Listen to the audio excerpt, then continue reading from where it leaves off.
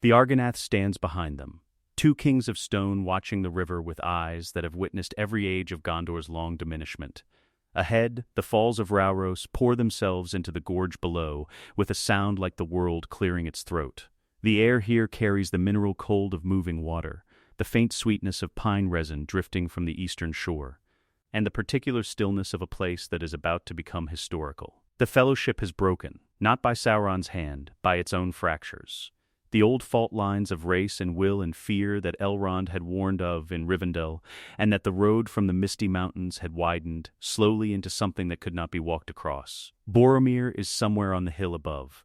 The sound of orc arrows is a sound Frodo has learned to measure by now, the difference between the close, dry snap of a miss and the deep, wet thud of contact.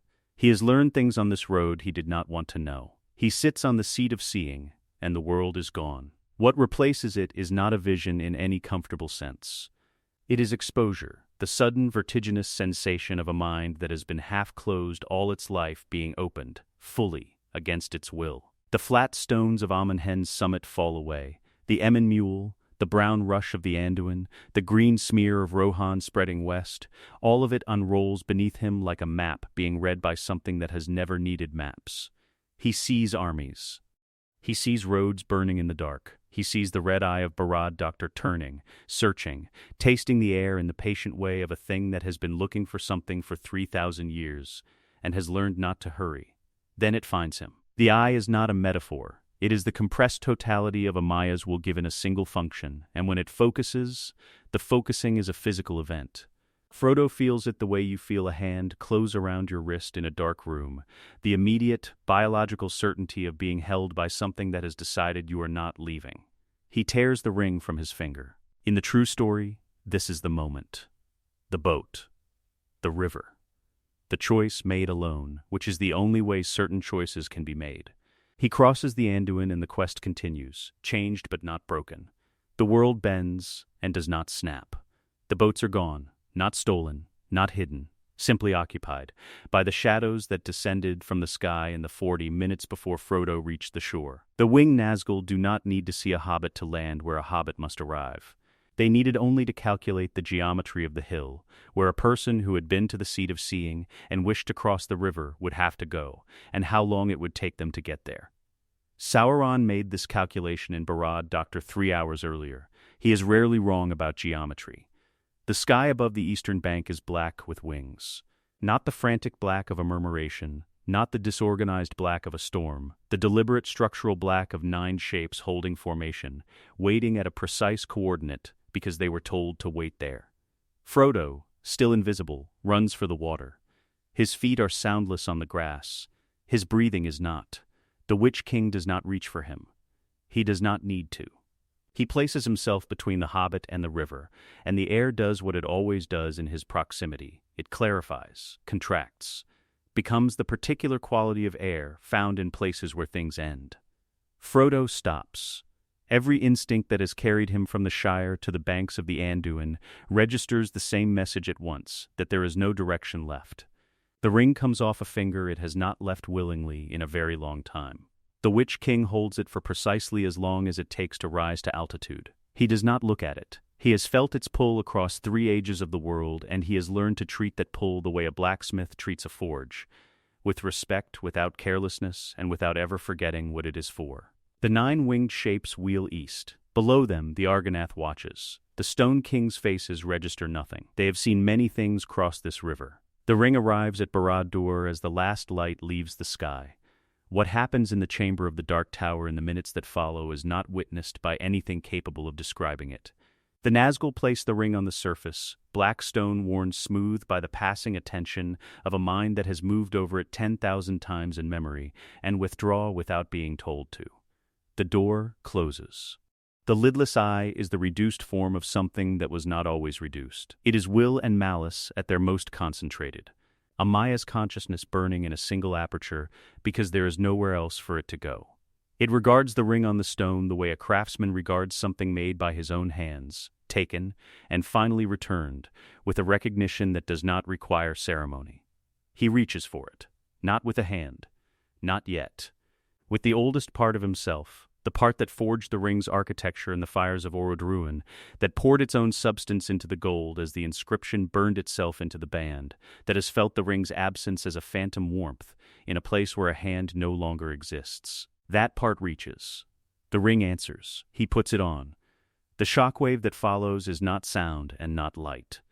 It is the specific frequency of a Dominion system activating after 3,000 years of incomplete function, a geological event in the deep architecture of Middle-earth's ringcraft, the long-dormant master frequency announcing to every subordinate instrument in the network that the network now has a master. 3 ring-bearers feel it simultaneously, each in their own language of understanding.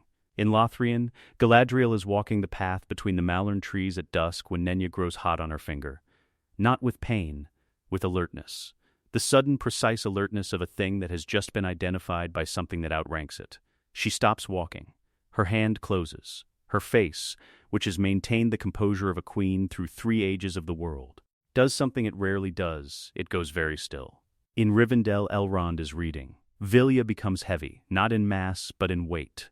The specific weight of a purpose activating that he has spent 3,000 years hoping would not activate in this direction. He sets down the book. He does not pick it up again. On the roads of Rohan, Gandalf is walking when Narya goes cold. The ring of fire, given to him by Círdan at the Grey Havens, with the words that his labors in the resistance would be long, goes cold on his finger. Not dark. Cold, as if the warmth it carried was always borrowed, and the lender has just called the debt. None of them speak. There is nothing to say. The eye of Sauron closes, not in defeat, not in withdrawal. It closes the way eyes close when the searching is finished. When the thing you were looking for is finally in your hand. The Dark Tower exhales. 3,000 years of waiting, and it is over. The king is home. Sauron does not celebrate. This is the first thing to understand about him, the thing that the peoples of Middle-earth, in their long mythology of the Dark Lord, have never quite managed to absorb. He is not a being who experiences triumph as an emotion. He experiences it as a data point, the confirmation that a hypothesis was correct, the closure of a long-running calculation. The ring is on his finger. The system is operational. He has work to do. He begins with the 3, not because they are the greatest threat remaining, the fragmented fellowship. The surviving armies of the West, Aragorn's wandering rangers with their cold camps and dwindling supply lines, are all more immediately dangerous as military problems. He begins with the 3 because they are the most elegant problem, a set of instruments whose makers believed they had found a way to use his art against him, and whose ongoing operation represents the only aspect of the ring system he did not fully control during his long diminishment. A craftsman, returning to a workshop that was used without permission in his absence, does not first inventory the damage. He restores the tools to their proper function. He does not reach through the 1 ring and command the 3. That would be force where precision serves better. He simply, and the word is accurate, the act is genuinely simple for a being of his nature, activates the 1 ring fully. Not partially, the way it operated at reduced capacity through the long 3rd age of waiting and diminishment. Fully, the way it was designed to operate in the moment of its completion on Barad-dur. When the inscription burned itself into the gold, and the declaration went out across Middle-earth like a frequency that everything built on Sauron's craft was always tuned to receive. The circuit closes. Galadriel is in Caras Galadon when it happens. Not in her high seat. She has come down into the city at twilight, walking the paths between the great trees the way she has walked them for 3 ages. In the particular way of someone who has memorized a place so thoroughly that the memorization has become a form of love. The malern trees in the last of the evening light are extraordinary things, gold leaf against the gray sky. The kind of beauty that does not diminish with repetition. She has walked this path 10,000 evenings. It has not diminished. Then Nenya changes. It does not hurt. She will find this detail significant later when she has time to think, that the ring's violation did not announce itself as pain. What it announces itself as is presence. A mind moving through the architecture of the ring's interior the way water moves through channels cut for it, without force, without friction, following the paths that the paths were always designed to accept. Sauron is not in Nenya. He is reading it, from outside, through the 1 ring's connection to the craft that made it. And the reading is perfect and complete and takes approximately 3 seconds. In those 3 seconds she feels him feel, the preservation patterns she has layered into Lothrien's root systems over 3 ages. the specific frequency at which she maintains the golden light between the trees. The geography of the wood mapped through 3,000 years of a ring-bearer's intimate attention. Her precise location, not approximately, not generally, but to within the length of a footstep on a path she has walked 10,000 times. He is not in Nenya. He has simply read Nenya the way its maker can always read a made thing. Completely. Galadriel stands on the path between the Malern trees and understands, with the clarity that comes to minds of sufficient age when they encounter a thing they have long anticipated, that the trap was never in the ring's power over her. The trap was in the ring's knowledge of her, the precise architectural knowledge of a craftsman who taught the method that built Nenya, and who can therefore read everything built with that method as clearly as a master reads an apprentice's handwriting. The choice takes her less time than it took the eye to read her ring. She removes Nenya. Standing on the path, in the last of the evening light, she slides the mithril band from her finger and closes her hand around it. It is still beautiful, still perfectly made. It is, at this moment, simply a piece of jewelry, no longer a ring of power, not because its power has been drained, but because the power requires a willing relationship between the ring and its bearer, and she has withdrawn hers.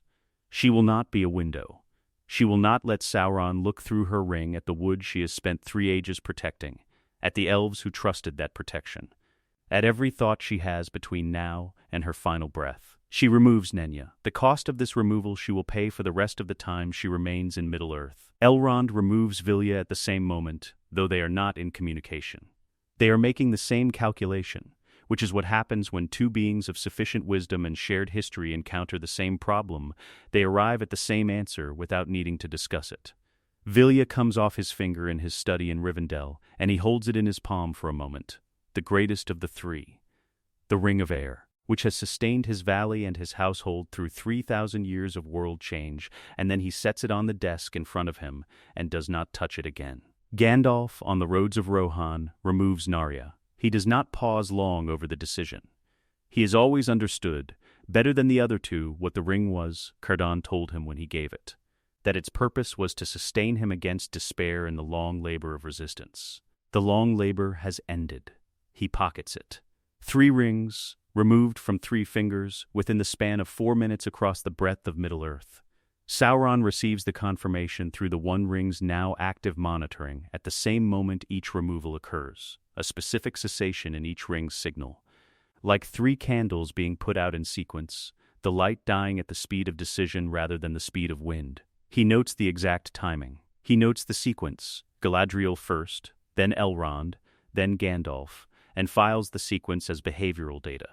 She is the fastest. He will remember this. He notes their choices in a document he does not need to write down, being a mind of perfect retention, but writes anyway because precision is its own discipline regardless of necessity. Galadriel of Lothlorien, ring removed. Realm self-termination initiated. Projected timeline without ring maintenance, Lothlorien uninhabitable within 2 years. No direct action required. Elrond of Rivendell, ring removed. Valley's preservation ward now inactive. Realm visible and findable. Rivendell to be incorporated as the administrative center of the Misty Mountains sub-district. Structural assets considerable. Direct action minimal. Reassignment favorable. Mithrandir of the Istari, ring removed. Mandate intact. Operational effectiveness substantially degraded without the Ring of Fire's sustaining capacity. Assessment self-resolving. The resistance requires fire. He no longer carries any. He does not linger on the entries. A machine does not linger. He closes the record and moves on to the next item, the assessment of Gondor's defenses and the precise, efficient question of whether to send a letter or an army. The letter will be sufficient. It usually is. For 3 days, the forges of Mordor go silent. This is the detail the eastern garrisons of Gondor will report. Later, to commanders who do not yet understand what the silence means, that the fires of Orodruin, which have burned at varying intensities for 3 ages of the world, burning highest when Sauron's will pressed hardest against the membrane between intention and act, those fires, for 3 days, simply stop. Not die. Stop. The distinction matters. A fire that dies leaves ash and the smell of cold carbon. These fires hold their coals at an exact temperature, enough to remain lit, not enough to produce. They are waiting. The orc armies of Mordor stand still in their camps on the plateau of Gorgoroth, 10,000 soldiers trained to constant grinding movement. Drill and patrol and the administrative violence of a military machine that has not stopped turning for 3 decades. And they stand still. Not because they were ordered to. Because something in the fundamental frequency of the land they live on has shifted. And their bodies, which have spent their entire existence oriented toward a single will the way iron filings orient toward a magnet, have registered the shift before their minds can process it. They stop. They wait. They do not know for what. In the chamber of the Dark Tower, Sauron works. The process of reforming a physical body after 3,000 years of disembodied existence is the most profound act of will he has attempted since the ring's forging. He approaches it with the same methodical precision he applies to everything. Because precision is not merely a professional discipline for him, it is the expression of his deepest nature. The Maya of Aul's order for whom the correct answer is not approximately right, but exactly right. The measurement not rounded, but exact. The form not suggested, but perfected. He does not rush. He does not struggle. He works. He starts with the architecture. The decision of proportion, not vanity, not theater, but the practical question of what form serves best the functions required. The physical presence of authority, the structural capacity for the concentration of will, the relationship between height and instinct that he observed in the Second Age, when he first manifested among the peoples of Middle-earth and catalogued their responses. The calculation is precise. A form too large becomes mythology rather than reality, and mythology can be resisted because it is abstract. He wants reality, the specific, undeniable reality of a being whose presence overrides the learned habit of resistance with something older. He takes 3 days because it requires 3 days, and not a moment longer. On the morning of the 4th day, the Black Gate opens. Not widely, not with ceremony. A gap, wide enough for one figure to pass through, appearing in the iron teeth of the Morannon as the first light of a February morning moves across the Dagorlad. The plain before the gate is the color of old bone, gray-brown earth still bearing the marks of the last alliance, in formations beneath the soil that surveyors can trace when they know what they are looking for. 1 day of battle, then 7 years of siege before the walls of Barad-dur, then the long retreat of Sauron's forces from a field they had defended and lost in a single afternoon. This ground remembers. Through the gap, alone walks Sauron.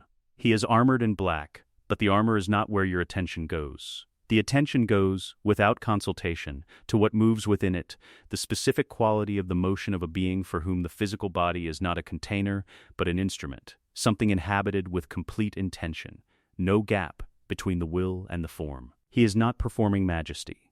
He is not theatrical. He is precisely, exactly what he is. And what he is something for which the physical world has been quietly making room since the ring arrived in the tower. The light catches him in the way light interacts with significant weight, not reflected off him so much as deflected. Bending slightly at the edges of his form as if the air itself is uncertain about the boundary between Sauron and the space around him. It is not a magical effect. It is the visual fact of a Maya fully present in the world, inhabiting a body with the completeness of a craftsman filling a mold he cast himself. He stops at approximately 50 yards from the gate and looks at the plain. The Dagorlad gives him nothing he didn't already know. He catalogued this battlefield thoroughly during the last alliance, and his understanding of it has not degraded in the interim. He notes that the eastern watchtowers of Gondor have been maintained better than projected, a mark in the steward's favor. He notes the position of the advance scouts, which is where he expected them.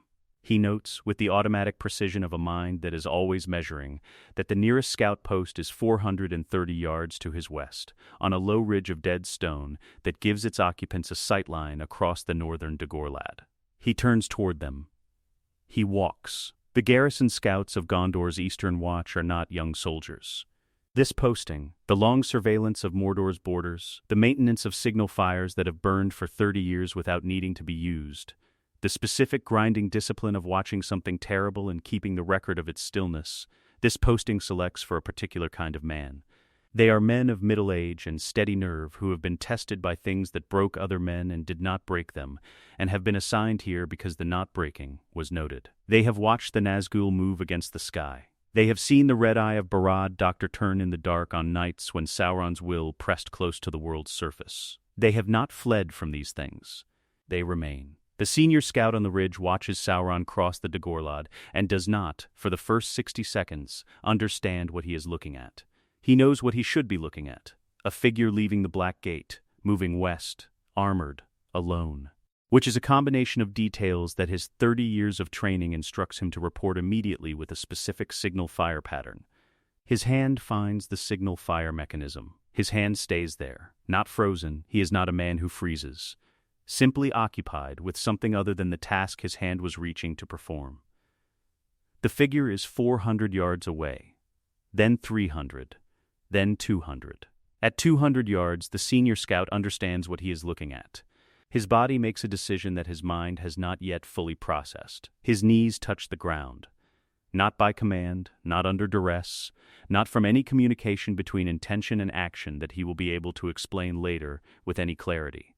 His body simply interprets what his senses are delivering. This is a being of a different order than yourself, and responds to that interpretation with the oldest available language, the physical acknowledgement of categorical difference. He kneels. Beside him, in sequence, his 3 scouts kneel. The horses, which have not knelt for anything in their lives, go completely still. Sauron stops at 100 yards. He looks at the kneeling scouts for a long moment. He notes the response. He notes that it is instinctive rather than reasoned, that it preceded comprehension, that it extended to the horses, which are not beings possessed of the capacity for political calculation. He notes that the senior scout's hand is still resting on the signal fire mechanism, not because he intends to use it, but because his hand arrived there before his body changed its mind. He notes the time. He notes everything. He raises his hand, the black hand, fully reformed, the ring on his finger, in a gesture that is not a wave, not a salute, not a threat. It is a formal acknowledgement, the recognition of one party by another in a new relationship, the terms of which are not yet fully articulated, but which both parties now understand at the level below language where understanding is most durable. The senior scout will spend years trying to describe what that gesture felt like. He will try it once, to his wife, in a farmhouse in what was once Gondor's eastern province, on a night when the administrative inspector's report sits on the table between them. He will say, "It was not frightening." She will wait. He will say, "That was the part I could not explain." He will not try again. Sauron lowers his hand. He turns south. He walks back toward the gate at the same measured pace. He files the observation under practical theology, the useful understanding that his physical presence is not a political statement requiring an audience but a biological event in the creatures who encounter it. The response requires no cultivation. It is structural. He built this world once, in collaboration with the music that preceded it, and there is some residue of that original authority in the way the things he walks among respond to him. Not worship. Recognition? He does not need their worship. He requires their function. The Black Gate closes behind him. On the ridge, the senior scout stays on his knees for a long time after the figure has gone. Not from reverence. He simply cannot, for a while, find a sufficient reason to stand. The letter arrives on a Tuesday. This detail, the specific mundane ordinarity of the day, is something the guards at the Great Gate will return to, later, when they are asked to account for what happened, and find that the accounting keeps snagging on the same small fact, that it was a Tuesday, that the sun was out, that the market in the first circle was operating as it always operated on Tuesdays, the fishmongers from Pelargir loud above the general noise of the city, and that all of it continued, the fish, the noise, the Tuesday light on the white stone, while the rider approached the gate alone. He is not the mouth of Sauron. This is the first signal, though the guards do not read it correctly in the moment. The mouth of Sauron is Theater, the black-armored herald, the dead man's voice delivering terms designed to wound. Sauron deploys the mouth when the objective is psychological disruption, when he wants an enemy off balance before the armies arrive. He deploys a scribe when the objective is precision, when the message is not a weapon but a document. The man who rides alone to the great gate of Minas Tirith is middle-aged, plainly dressed in the dark gray of Barad-dur's administrative corps, carrying a leather satchel that holds one sealed letter and no weapons. He gives his name to the gate guard as a clerk of the Eastern Office. He presents the letter, sealed in black wax, the impression of the eye pressed into it with a signet ring, the wax not yet fully dry. He rode fast. He says that the letter is for the steward of the city, that it is administrative in nature, and that a response is not required. The guards look at the seal. Something happens to them when they look at it. Not fear exactly, but the specific cognitive experience of encountering a symbol that has existed in your imagination as pure abstraction for your entire life and is now a physical object in front of you, warm from the writer's satchel, smelling of the particular ink Sauron's scribes use that has a faint iron note underneath the black. It is a different experience than the abstraction. They let him in. He delivers the letter and leaves the city by nightfall. He does not stay to see what happens next. His assignment was delivery. The assignment is complete. Denethor reads it at his desk in the Tower of Ecthelion in the hour before midnight, with the palantir covered in its dark cloth beside him and the city quiet below. The letter is addressed, in a script of extraordinary precision, to the steward of Gondor, caretaker of a seat held in trust for a king who does not come. He reads that line twice. Not because the words are unclear. They are the clearest words he has read in 30 years of correspondence, dispatches, and the formal administrative language of a city that has maintained itself through careful documentation of its own slow diminishment. They are clear the way a diagnosis is clear when the physician is both precise and correct, with the specific weight of language that does not reach for effect because it does not need to. The terms that follow are, if anything, more precise. Gondor will be incorporated as the Western Administrative District of the Order of the Dark Tower. All existing governance structures will be retained. The steward's line will be honored as a managerial legacy. A representative of Barad-dur will arrive to establish coordination protocols within 30 days. The letter itemizes the practical details of transition, census requirements, supply chain integrations, the administrative calendar for the Western Zone, with the thoroughness of a document written by someone who has already studied Gondor's systems in detail and is not guessing at their structure but describing it. It is signed, Sauron, Lord of the Earth, Maker of Rings, Master of the Free Peoples. Denethor sets the letter down and picks it up again. He reads it a second time, beginning to end, not to find a detail he missed, but because the reading is the only action currently available to him, and he requires an action to perform while his mind does the slower work of understanding what the document actually is. What it is accurate. Every characterization of his position, caretaker, seat held in trust, a king who does not come, is the language Denethor has used, internally, in the quiet administrative honesty of a man who has governed without illusion for 30 years. He knows what he is. He has always known. He is the placeholder, the capable, exhausted, clear-eyed manager of a legacy that has been waiting since the last king died for someone to come and make it mean something again, and who has maintained it in that waiting not from hope, but from the refusal to be the man who let it fall. He has maintained Gondor through will and intelligence and the specific determination of a man who has accepted that he will not be rewarded for the maintenance, that the reward, if it comes, will come to someone else, and who has maintained it anyway. Sauron's letter has said this plainly, without malice, without contempt. In formal administrative language that characterized his position with the same accuracy a surveyor applies to land, this is what is here, this is its boundary.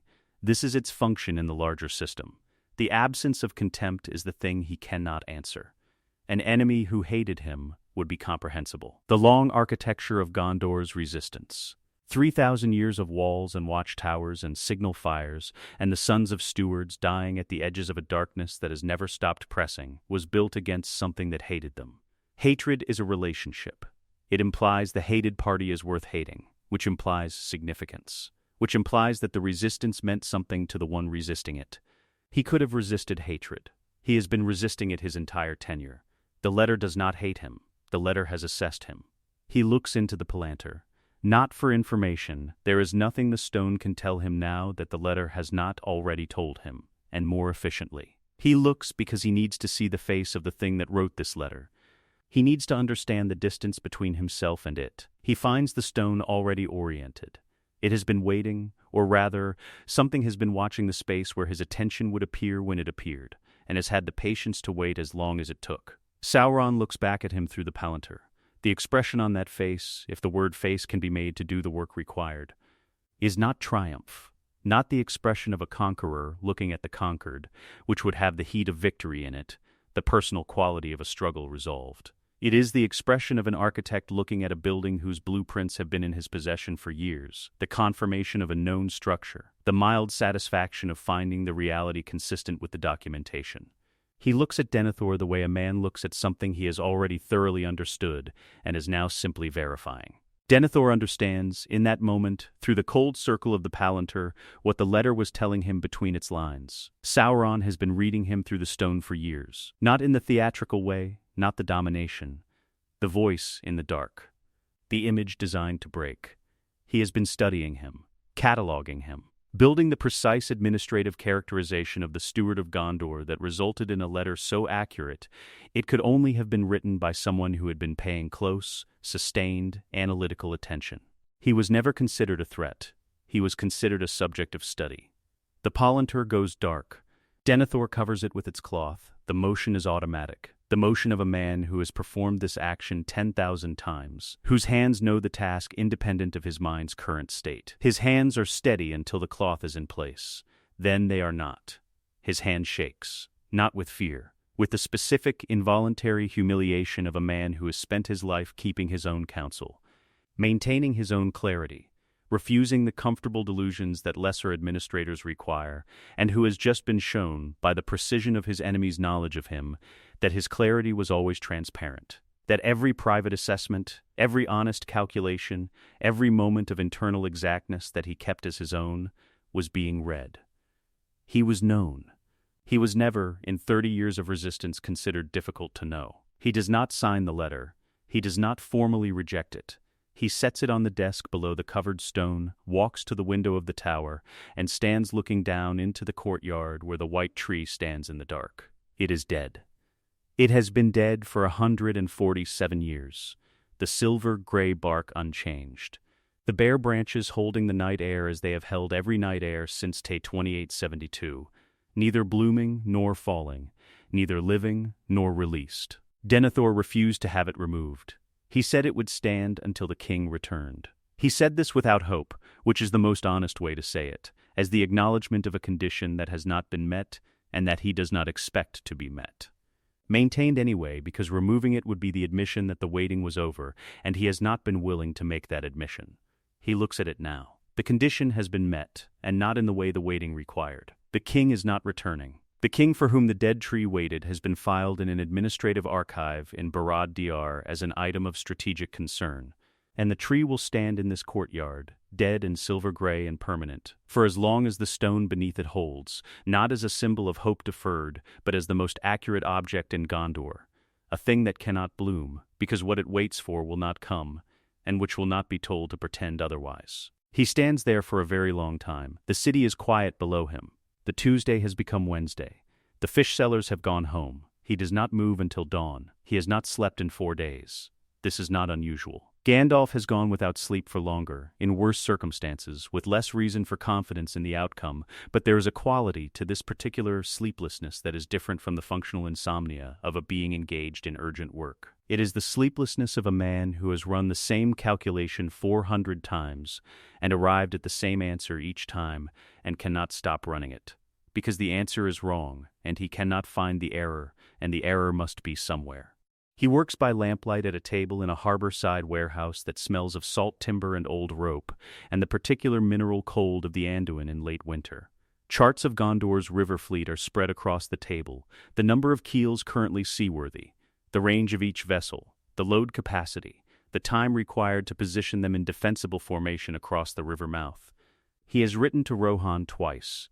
He has written to the Dadain 3 times. He has sent riders north to Rivendell with messages for Elrond that he wrote and rewrote until the language said exactly what he needed it to say and not one word more. Because the words carry weight in proportion to the certainty behind them, and his certainty is not what it was. Narya sits in his coat pocket. He is aware of it the way you are aware of a wound that has stopped bleeding, not painfully, but with the constant peripheral consciousness of an absence where something functioning used to be. The ring of fire is cold against the cloth. It has been cold since the moment the one ring activated and the circuit closed, and he understood. Standing on a road in Rohan in the gray light of a February morning, that the long labor was over, and the answer had come back wrong. He reaches into his pocket occasionally and touches it, not to put it on, simply to feel that it is still there, still perfectly made, still beautiful in the way that elvish craft is beautiful, still warm enough from his body heat to feel almost alive. He touches it and puts his hand back on the charts and keeps working. because the work is what is left. The harbor workers arrive at dawn. They know who he is, the old man with the gray robes who arrived 6 days ago and commandeered the largest warehouse table and has been working without pause since, who speaks to the harbor master with the quiet authority of someone accustomed to being listened to, and who has earned in 6 days the particular respect of working men for a person who does not perform their authority, but simply exercises it. They set to their tasks around him.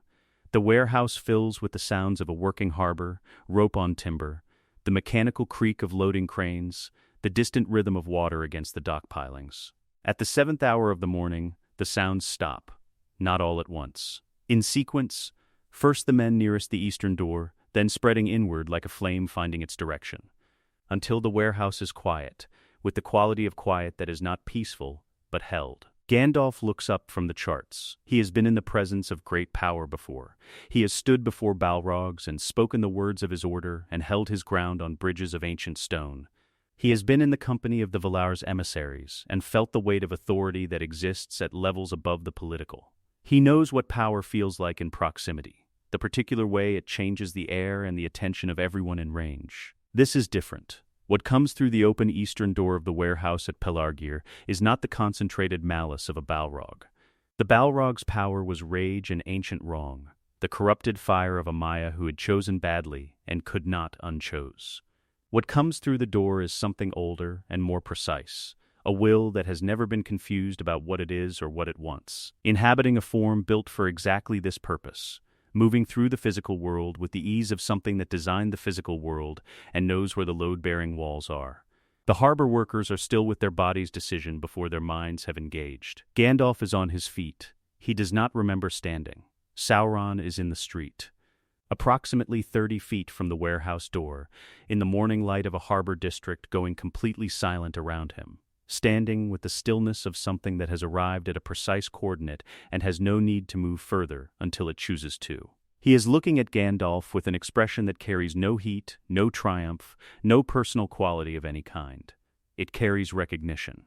The specific neutral recognition of one being for another that it has known, at varying distances, for longer than this world has been in its current shape. Gandalf walks out to meet him. This is the only decision available that does not diminish him, and he knows it, and it costs him nothing, because he has been walking toward difficult things his entire tenure in Middle-earth, and the habit is too old to break now at the harbor of Pelargir in a world that has already been lost. He takes Narya from his pocket. He puts it back on his finger. The ring of fire flares, not with Balrog heat, not with the spectacular fire of the bridge on Khazad-dûm, but with the quieter, older fire of a Maya who has never stopped believing in the thing he was sent to sustain. The gray of his robes catches the light differently with Narya active, and the staff comes up and he speaks, not the bridge words, but something in the language of the Ainur before the world's making, the tongue they had both known when the music was still becoming stone and water, and the themes of Ilúvatar were not yet fixed in matter. A tongue neither of them has spoken to the other in 3 ages, because there has been no occasion for which it was the appropriate register, and this occasion requires it. Sauron listens to him finish. Then he speaks, not in black speech. In the same tongue Gandalf used, the ancient language of the Ainur, spoken between 2 beings who were present at the same music and heard the same themes before either of them came to this world. What he says is not a threat. It carries no anger. It is, in structure and intent, an assessment.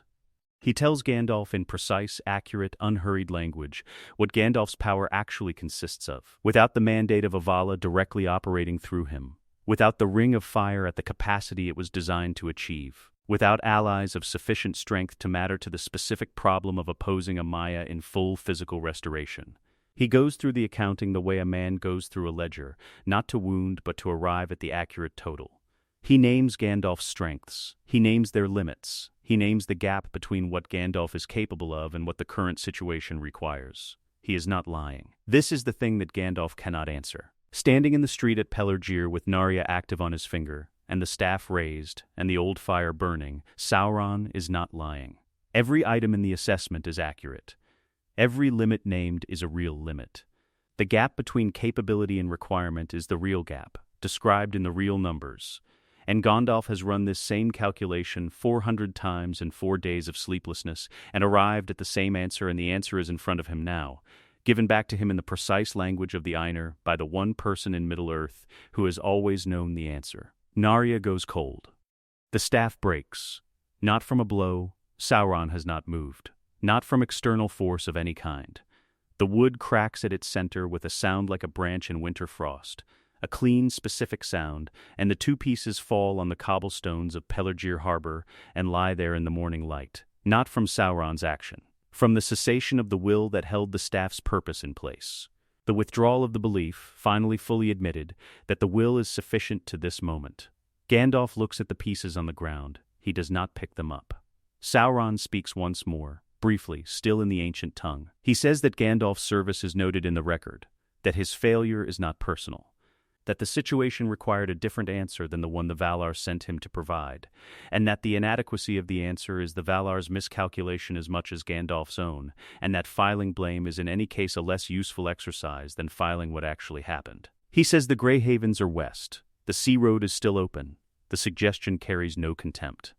It carries the neutral courtesy of a craftsman acknowledging a colleague's completed term of labor. Gandalf walks west through the silent streets of Pelargir. He does not look back. He does not take either piece of the staff. He walks the way old men walk when they are carrying something that has no physical weight, through a city that parts for him not from reverence but from the instinctive response of people watching something they do not have words for yet, the departure of the last warrant of resistance, on foot, through a harbor district smelling of salt and old rope, into a morning that will continue after he is gone. The people who see him go do not know what to feel. They stand in doorways and watch him pass and feel the specific vertiginous desolation of watching the thing that was holding a structure upright walk quietly away from it.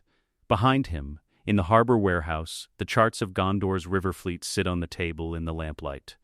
Ordered, complete, meticulously annotated. Every vessel accounted for. Every river mouth measured. Every detail of a defense that will now not be built recorded with the thoroughness of a man who believed, until this morning, that the building would begin. The lamp burns down. The harbor sounds resume. The Tuesday continues. The armies arrive first. They always do. But they do not stay long, which is the detail the people of Bree Land will remember when they try to explain, later, what the conquest felt like. They had prepared themselves for the armies. 3 generations of living on the edge of the wild had given the men of Bree a practical understanding of what armies do. They come, they burn, they take. They leave behind a smoking record of their passage that takes a decade to clear. The people of Bree shuttered their windows and waited for the burning. The burning did not come. The armies came, orc units moving in disciplined columns up the greenway, the occasional Nazgûl shadow crossing the sky above the weather hills. The advance cavalry of Sauron's western expansion securing road junctions and river crossings, with the efficient minimum of violence that comes from encountering no organized resistance. Where they met resistance, a village militia, a ranger outpost, a barricade thrown up by men who had decided that dying on their own threshold was preferable to the alternative. They processed it quickly and without particular interest. The resistance was noted and cleared. It was not punished, because punishment requires the assignment of significance, and significance implies that the resistance was worth resisting. The administrators arrived 3 days behind the armies. This is the innovation, the thing no enemy of Sauron's has encountered before, because no prior campaign of his reached this phase.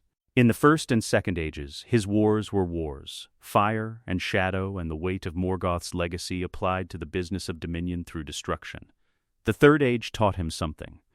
3,000 years of diminished existence, of watching the free peoples govern themselves with varying degrees of competence, of studying through the Palantry the administrative structures of the realms he intended to eventually inherit.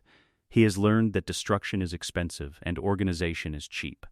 A burned city must be rebuilt. A reorganized city simply changes who signs the forms. The administrators arriving in Bree Land carry census materials, productivity assessment codices, and the new administrative charter of the Western Zone in leather satchels that smell of the same faint iron ink as the letter delivered to Denethor. They set up their tables in the common room of the Prancing Pony, the largest enclosed space in the settlement, and they begin with the register. Every person, recorded, not numbered. Sauron's administrative philosophy is more sophisticated than numbers, which create resentment by reducing persons to units, and units will resist in ways that persons, treated as persons with documented names and acknowledged skills, will not. They are registered by name, family relation, occupation, productive capacity, and particular knowledge. The innkeeper of the Prancing Pony is registered as a hospitality resource of regional significance, his knowledge of the road network and traveler patterns flagged for the intelligence archive. The blacksmith is registered as an infrastructure asset. The farmers of the surrounding land are registered by acreage, crop rotation pattern, and yield history. The register takes 4 days. It is conducted politely. The Shire receives its designation in the second week, Western Productivity Zone, Sub-District 7. The surveyors who arrive to conduct the initial assessment are the most thorough the Shire has ever seen, which the hobbits note with the particular blend of professional respect and deep unease of a people who take record-keeping seriously and are watching someone else do it better, and for purposes they have not been consulted about. Pipeweed cultivation is flagged on the first day. The lead agronomist, a man of the South with careful hands and a notebook that never closes, spends 3 hours in the fields of the South Farthing asking questions about soil preparation, curing methods, and regional variety differences that demonstrate a knowledge of agricultural practice so thorough that the hobbit farmers answering him begin, before they catch themselves, to enjoy the conversation. He knows what he is looking at. He asks good questions. His notebook fills with precise, respectful documentation of techniques that hobbits have developed over 3 centuries of cultivation, and when he leaves he takes with him the most complete record of Shire pipeweed agriculture ever compiled, which will be applied across the northwestern zones within 2 years, and will make the South Farthing's particular knowledge the founding document of a continent-wide industry. He thanks the farmers for their time before he goes. He means it, which is the most unsettling thing about him. Frodo Baggins is found in the register on the 3rd day. The administrator who finds his entry pauses over it with a slight adjustment of attention that is the bureaucratic equivalent of sitting up straighter. The file on Frodo Baggins, compiled from the eye's sustained observation over the course of a journey from the Shire to the banks of the Anduin, is the most psychologically detailed profile of a hobbit in the archive. Every decision under duress, every moment of resistance and doubt, and the specific quiet courage of a person who was not built for what was asked of him and did it anyway, all of it catalogued with the attention of a mind that found the hobbit's responses to the ring genuinely interesting data. He is assigned to the Cultural Heritage Documentation Project of the Western Zone.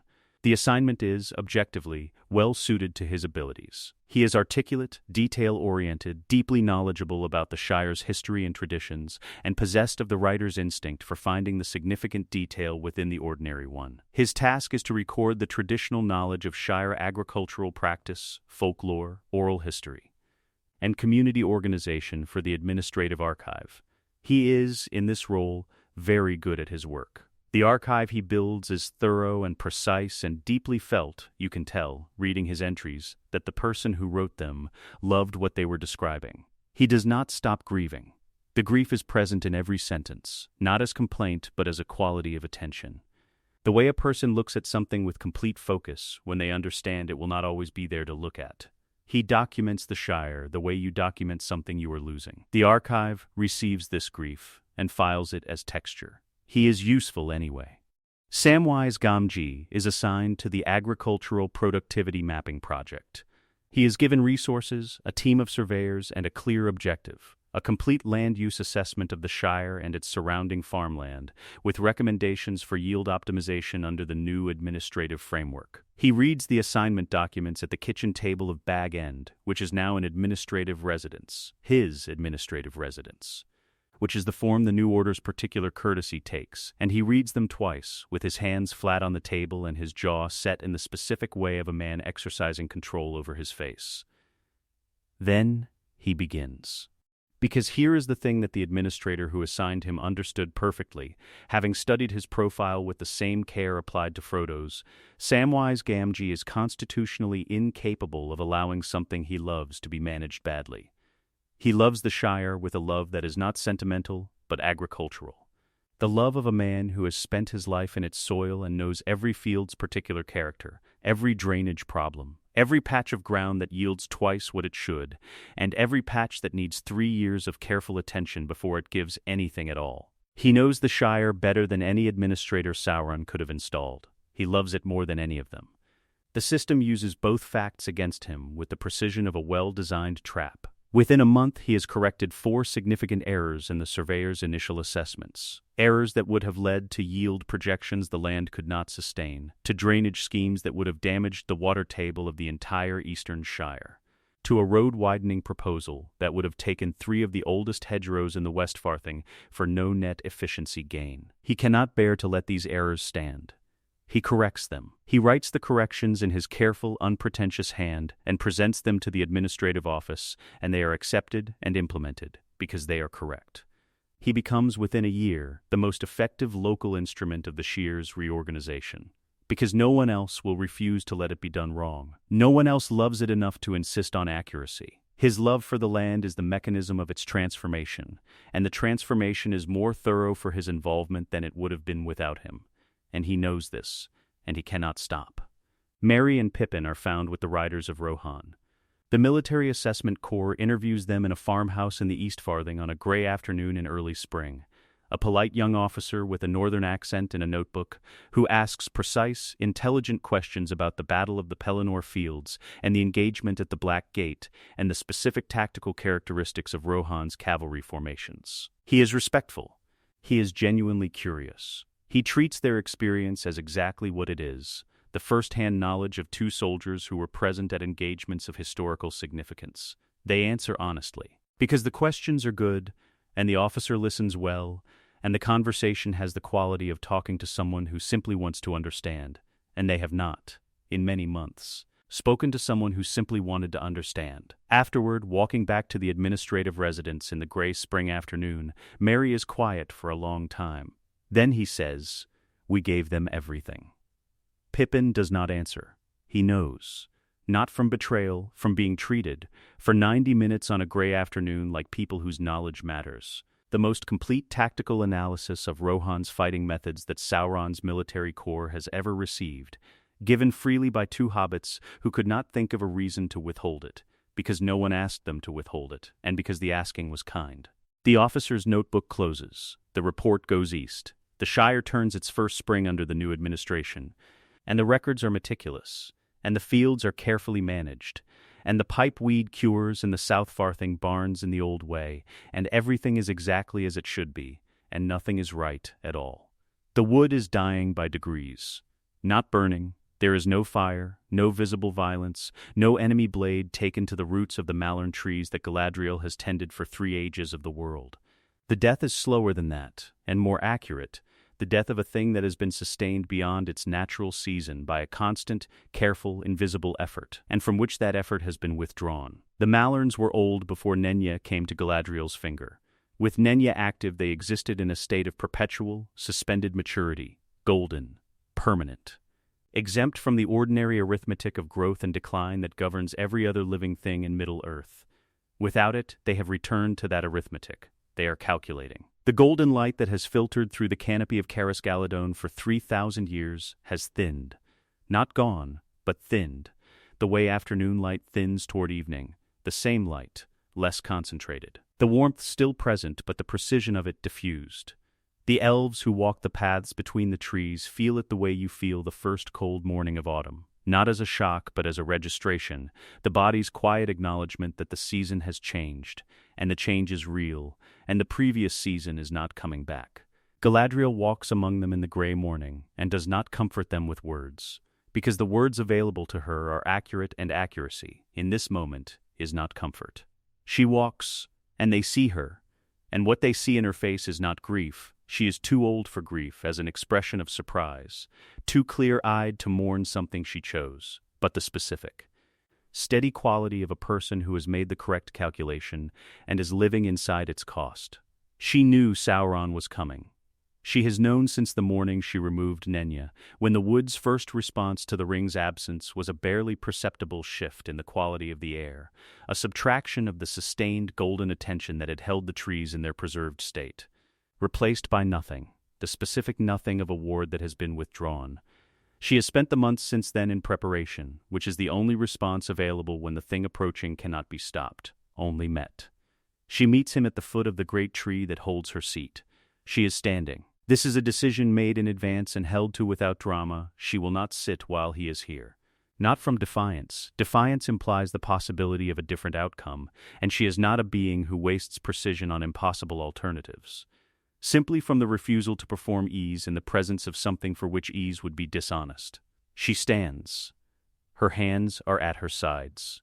She is dressed in white, which is not the white of purity as a metaphor, but the white of a being who has nothing left to signal through color, and so has chosen the absence of it. The armies of Mordor wait at the border of the wood. Sauron told them to wait, and they wait, because he told them to.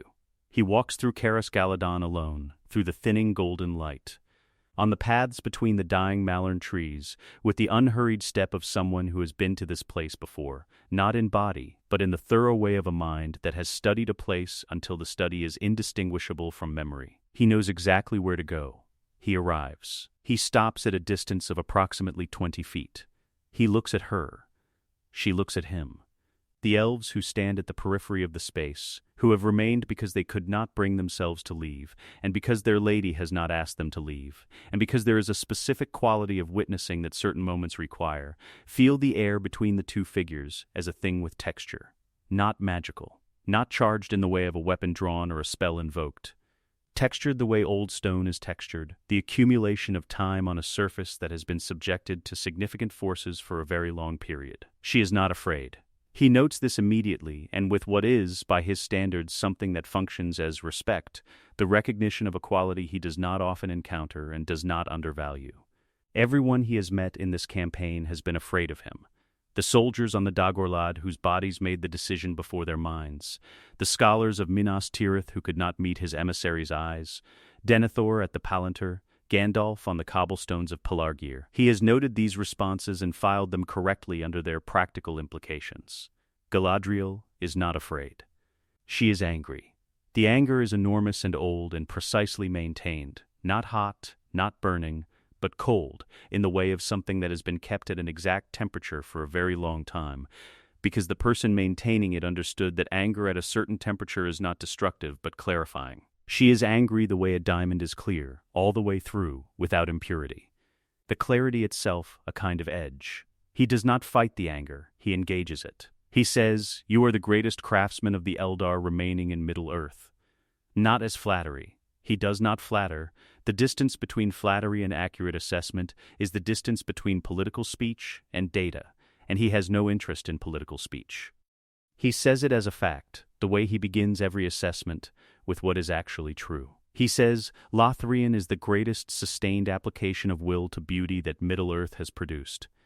3,000 years of a single consciousness, maintaining a single vision with perfect consistency, adjusting for variables, managing entropy, keeping the golden light at exactly the quality it was meant to achieve. The technical achievement is extraordinary. He would know. He has studied it through the ring's connection to Nenya's architecture with the attention of a craftsman encountering a peer's best work. He says, "This is the same impulse I have always had. The refusal to accept the world as raw material when it can be made into something deliberate.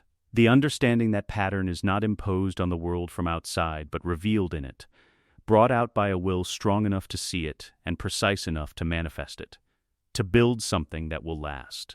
He says, "Your kingdom is dying, not because I am destroying it, because you removed the ring that sustained it.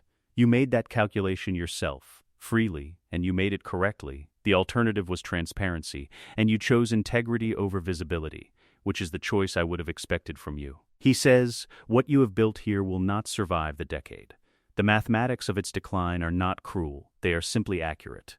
He says, "What you have always opposed in me is not my values. You oppose my aesthetics. You have always wanted an ordered world expressed in silver and leaf gold, in the particular quality of elvish light, in the preservation of old things against the entropy that would take them. I want an ordered world expressed in iron and precise administration, in the efficiency of a system that does not require constant individual will to maintain, because the maintenance is structural. We have always been arguing about materials." He stops. He waits. He is genuinely interested in her response, not because it can change anything, but because she is one of the few minds he has encountered in this world worth engaging. An engagement with a mind of that quality has its own utility. She answers him. She tells him that the distinction he has collapsed is the only distinction that matters, that order imposed without love is not order, but the shape of order, the administrative form of a thing that lacks the quality that makes the form worth having. She tells him that the Mallarns of Caras-Galadon were not kept beautiful by power alone, that Nenya's preservation worked because it was the extension of a specific love for specific trees in a specific wood, and that a system designed to preserve without loving what it preserves will produce something that looks like preservation from a distance and is a museum up close. She tells him that efficiency without joy is a name for a particular kind of death that is more complete than ordinary death because it maintains the appearance of life. That a world in which everything functions and nothing means anything is not a world that has been saved, but a world that has been hollowed, the shape of Middle-earth with the interior removed. She tells him that his inability to understand this is not a failure of intelligence, it is a failure of a different kind. The specific failure of a being who has spent so long understanding the architecture of things that he has lost the capacity to ask what the architecture is for.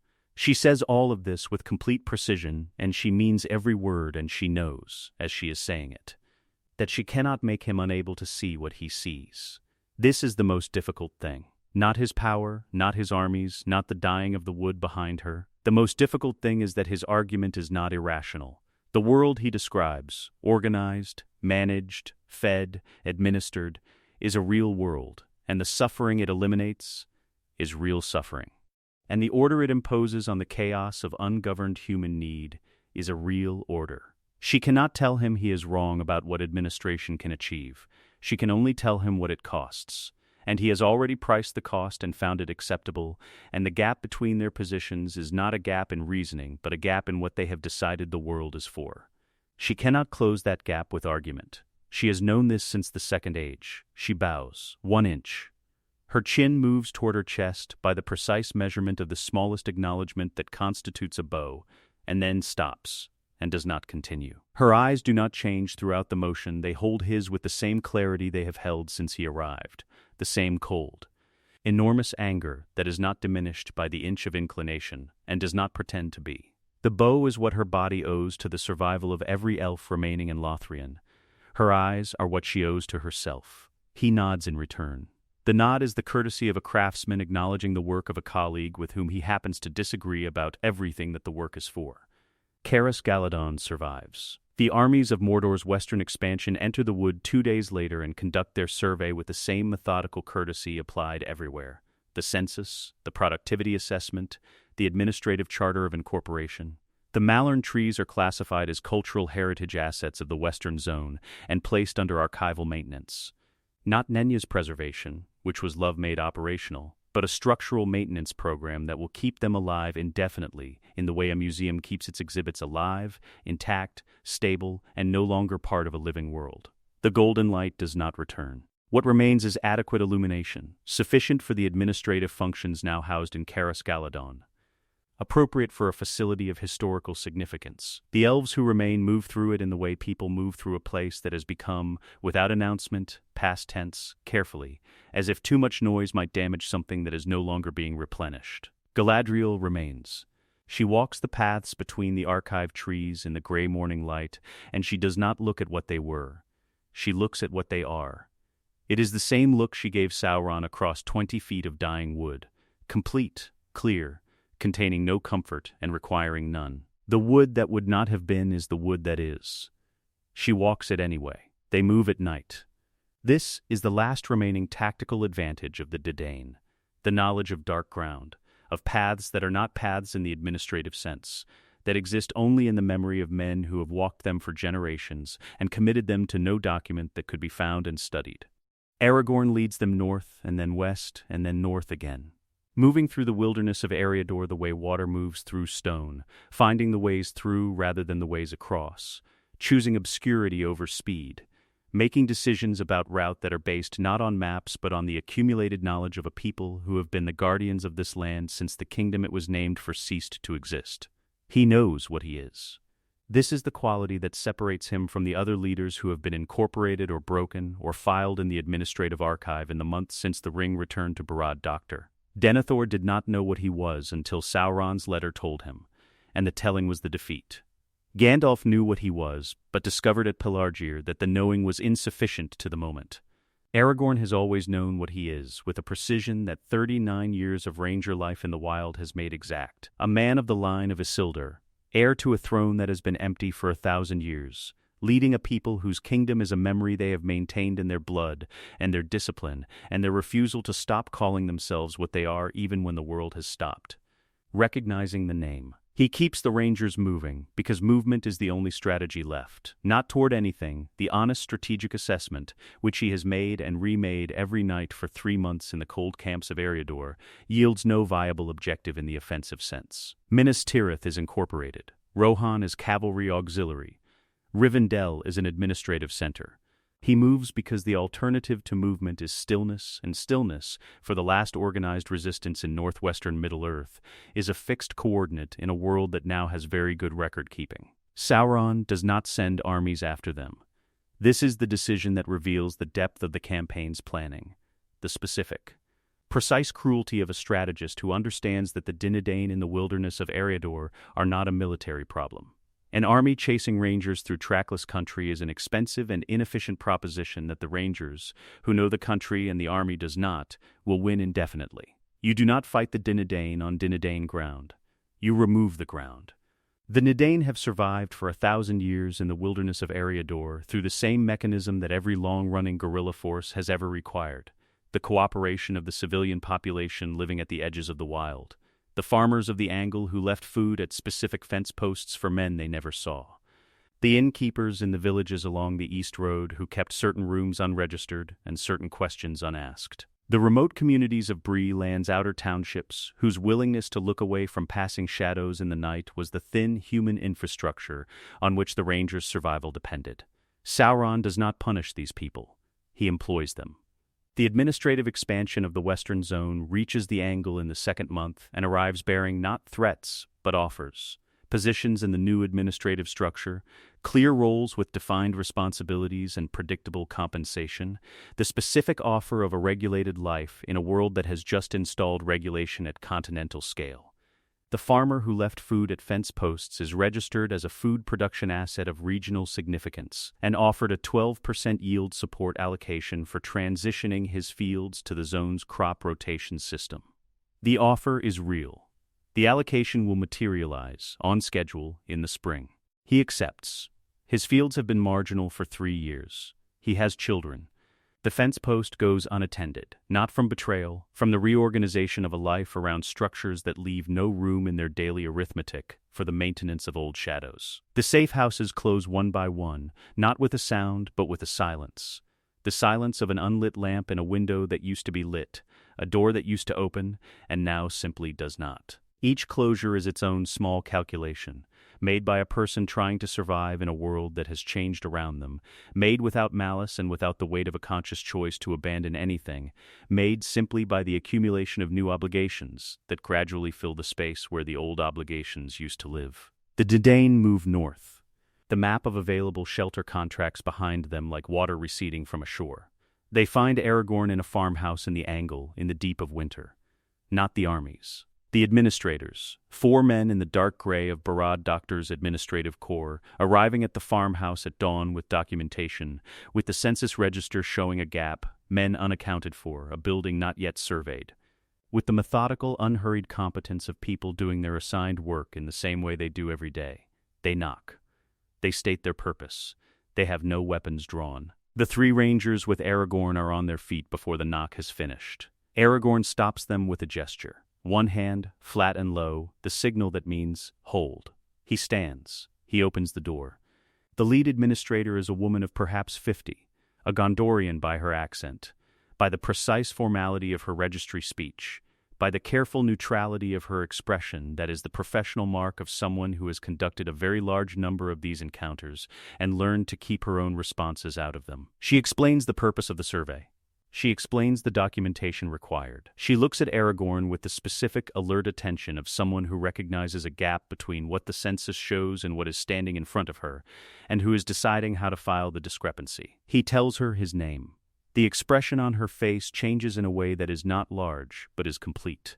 The adjustment of a person who has just identified a name from the priority register, who is doing the internal arithmetic of what this means for her assignment and her report, and the chain of administrative consequence that will follow. She writes it in her notebook. Her hand is steady. He surrenders, because there is nothing left to fight toward. The shards of Narsil arrive from Rivendell in the 3rd week. They are transported in a document case, the same leather cases used for administrative transfers throughout the Western Zone, the same iron clasps, the same dark wax seal on the latch. Inside, wrapped in cloth that was once the banner of the House of Elendil, are 2 pieces of a broken sword that cut the One Ring from Sauron's hand at the Battle of the Last Alliance, and whose lineage has been the most powerful claim to legitimate kingship in Middle-earth for 3,000 years. They are placed on a table in the administrative hall of Anminas, the ancient capital of Arnor, now the administrative center of the northern sub-district. The floor newly swept, the windows clear, the room carrying the pleasant neutral smell of a functional building being put to use. Sauron's metallurgists are men of the Eastern guilds, trained in processes that derive from the ringcraft's understanding of metal at its most fundamental, not the manipulation of a formed thing, but the reading of its history. The tracing of every transformation a material has undergone from its first form to its current one, the same way a scholar traces a text through its manuscripts. They set to work not with hammer and fire, but with the specific, precise instruments of reversal, small, careful, silent, and what they do to the shards of Narsil is not break them again. They unmake them. The process is slow, conducted over 3 days, and entirely without drama. The steel does not resist. It is, in the end, metal, extraordinary in provenance and history, but subject to the same physical laws that govern all metal, and the men working on it know those laws in their deepest expression.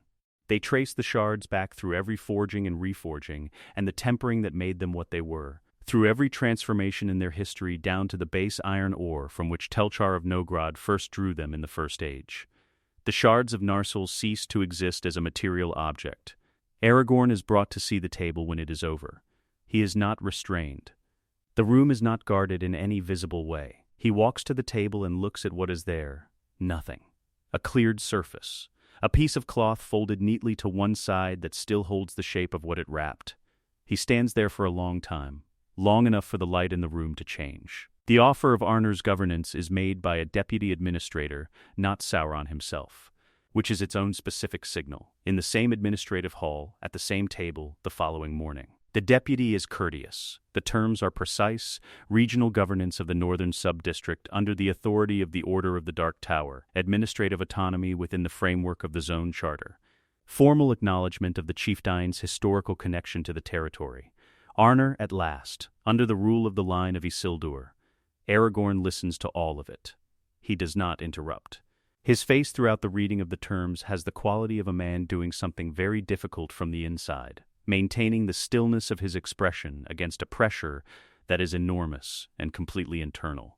He refuses. He is imprisoned in a tower in Anminas that same afternoon, a dry tower, a windowed tower, a tower with adequate heat and regular meals, and a view of the river that was his ancestors' river, flowing past in the gray winter light without particular comment on what has happened to the people who used to stand on its banks and call themselves its guardians. He is not mistreated. He is not forgotten. He is filed under administrative archive, historical significance, line of Isildur, last representative, and the file is maintained with the same precision applied to every file in the system. He has no children. The line requires children, and he has none and will have none. The woman he would have married is across an ocean that is now effectively closed, on shores that cannot be reached by any navigation currently available in Middle-earth. The line does not end with a battle. It ends with a man in a warm room by a river, watching the water go past, his name in a registry, his history in an archive, his refusal noted and filed, and doing nothing further in the world. The record is accurate. The record is complete. The line of Isildur ends in paperwork. The roads are extraordinary. This is the detail that strikes every traveler who moves through the western zones in year 3. Not the administrative checkpoints, not the census stations at every significant junction, not the gray uniformed productivity assessors conducting their seasonal surveys in the farmland between the road stations. The roads themselves. The old Menrayan highways that the Third Age maintained at varying degrees of competence, and the wild reclaimed at its edges with the patient persistence of grass-finding stone, those roads have been cleared, leveled, resurfaced, and extended into a continent-spanning network of such engineering precision that a loaded wagon can travel from the former Greyhavens to the administrative center of Anminor in 11 days without losing a wheel or fording a river. Bridges where there were fords, culverts where there was seasonal flooding. The engineering is impeccable. The new cities rising at resource extraction points along the network are impeccable in a different register. Not the organic accumulated beauty of Minas Tirith, which grew upward through 7 centuries of human need pressing against a natural promontory and produced, through that pressure, something both functional and extraordinary. These cities are designed from the beginning as what they are: efficient centers of production and administration, symmetrical, clean-lined, built in the dark stone of Mordor's quarries to specifications developed by Sauron's architectural core over 2 decades of study. They are not beautiful in the way Minas Tirith was beautiful.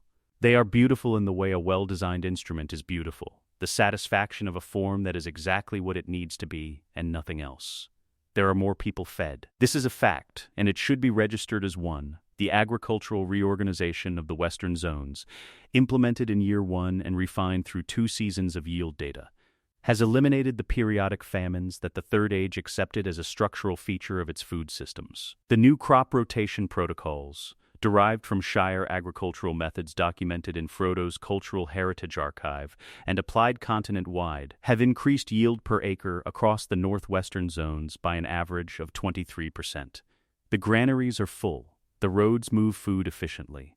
Children in the outer townships of what was Rohan eat regularly in year 3 in a way they did not in year 1. And the year 1 they did not eat regularly in was not an unusual year. It was simply how things were. These are facts. They exist alongside the other facts, neither canceling them nor being cancelled by them, and the narrative must hold both without resolving the tension. Because the tension does not resolve. This is what Sauron has built. A world in which the measurable things measure better and the unmeasurable things are no longer being measured. Fangorn is gone. Not burned. The word burned implies the waste of resource, and the extraction of Fangorn's timber was conducted as the opposite of waste, a planned operation. Executed over 4 years by the Forestry Management Corps of the Eastern Zone that took every significant tree in a sequence designed to minimize ground disturbance and maximize yield. The stumps were cleared.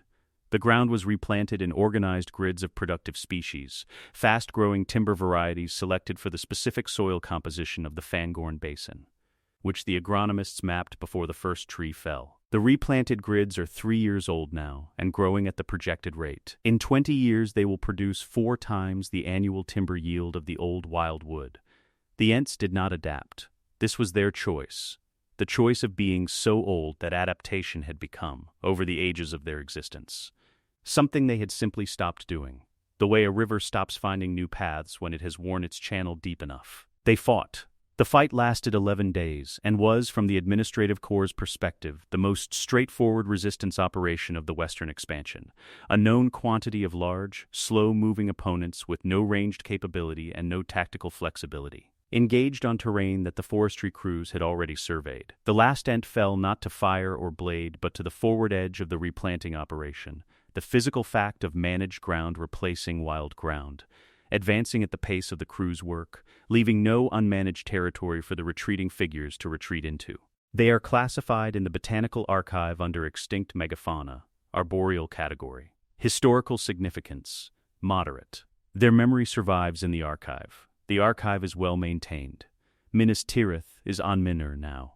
The name was assigned in the 2nd month, not as erasure, which would imply that the old name was worth erasing, but as accurate description, the city of the Western Administrative Zone, named for its function rather than its military history. The famous concentric circles that Anrion designed for defensibility have been reassigned floor by floor to administrative functions, census archives, productivity records, inter-district communication relays, the housing office of the Northern Sub-District, the Agricultural Yield Coordination Bureau. The military galleries are storage now. The great beacon towers are signal stations in the administrative communication network, burning at calibrated intervals to transmit information rather than alarm. The city is cleaner than it has ever been. This is also a fact. The Third Age's Minas Tirith had the cleanliness of a city that cleaned itself imperfectly, block by block, through the ungoverned accumulation of individual effort. Anminor has sanitation infrastructure, the sewers redesigned in Year 1 by Sauron's engineering corps to specifications that the old city's builders never achieved. Functioning now with the reliability of a designed system rather than the variability of an evolved one.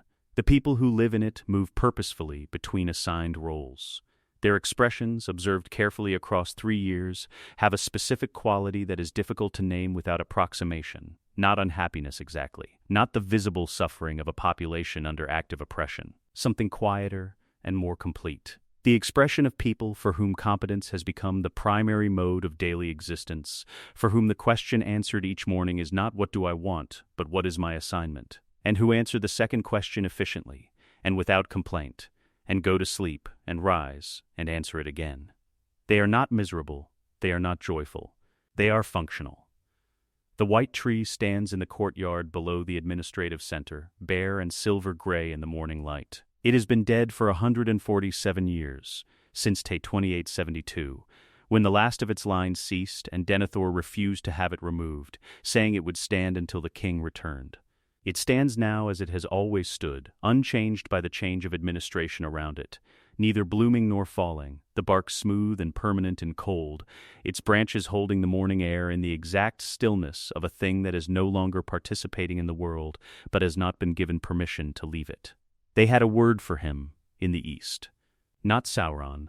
That name was the name his enemies used, the name that carried the particular contempt of the resistant, the label applied by those who needed to diminish what they feared. In the East, in the great plains of Rhene, where the morning light came horizontal across the grassland, and the kingdoms had aligned their theology with the shadow for generations. The word was older, and meant something closer to the one who orders the world, the one who sees the structure beneath the surface and makes it manifest. In the temples of the East, in the formal liturgy of a faith that was older than Gondor and more internally consistent than its enemies ever credited, Sauron was worshipped because the theology was not entirely false, and that was what made it. In the end, the most successful conversion project in Middle-earth's history. He had given the people of the East a religion whose central claim was accurate. He was, in the precise sense, a being of divine order. He had participated in the music that made the world. He had simply failed to mention the part about what he was building it toward. Camel the Easterling rides east in the 3rd month of Year 1. He was, before the 9 rings found their 9 fingers, a king of Rhene, a man of the eastern plains whose particular genius was the administration of diverse and fractious peoples across enormous distances of flat, featureless terrain that offers no natural boundaries to enforce political ones. He learned governance by practicing it on the most difficult possible ground, a kingdom whose borders were theoretical, whose subjects shared neither language nor blood nor religion, who were held together by the force of a personality and a system of obligation precise enough to function in the king's absence. He has been Camel the Easterling for 3,000 years.